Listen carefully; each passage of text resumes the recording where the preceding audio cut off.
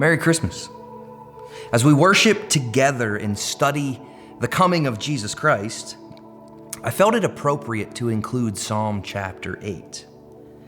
Now, Psalm 8 is a psalm of David, who is praising God as he's amazed at God's creation. So probably not your go-to verse at Christmas time.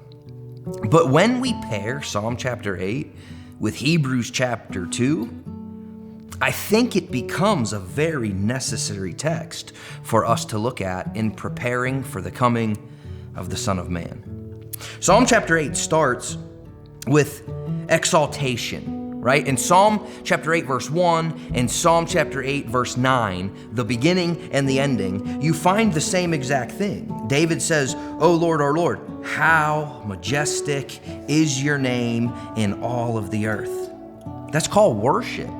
David is exalting and worshiping in God for how marvelous he is as he looks around and he sees that, right? You look around and you see that God is bigger than everything. And we see from this that David exalts God who gets glory from weak things, verse 2. God who made all things and the entire universe doesn't compare to his fingertips, verse 3. Then he worships, right? The rest of this psalm is David worshiping in the fact that God has put man over his amazing creation.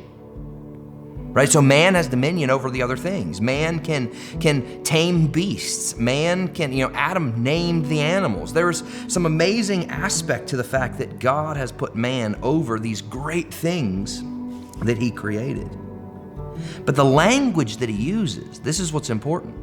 God has put man just under the angels. Right? So yes, over sheep, over oxen, over beast, over birds, but just under the angels.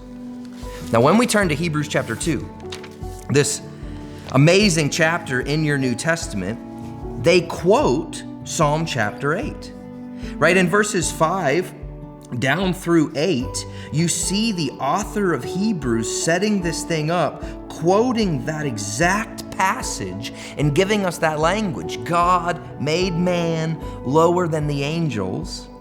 Then look at verse 9 of Hebrews 2. But we do see him, Jesus, who was made for a little while lower than the angels.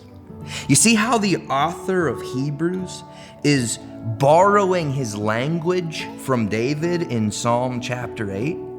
Man was made lower than the angels. Christ was made for a little while lower than the angels. This is the incarnation of Jesus Christ. This is Christmas. This is what we're celebrating, the birth of the one that comes to save. And that's what this passage continues to explain. We see Christ, who was made for a little while lower than the angels.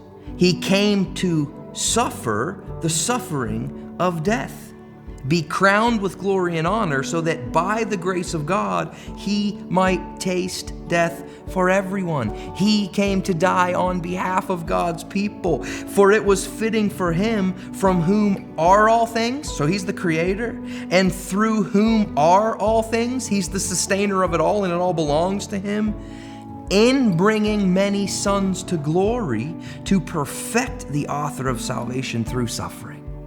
Christ was made for a little while lower than the angels, so that he could suffer and suffer unto death, taste that death for everyone, and bring many sons to glory.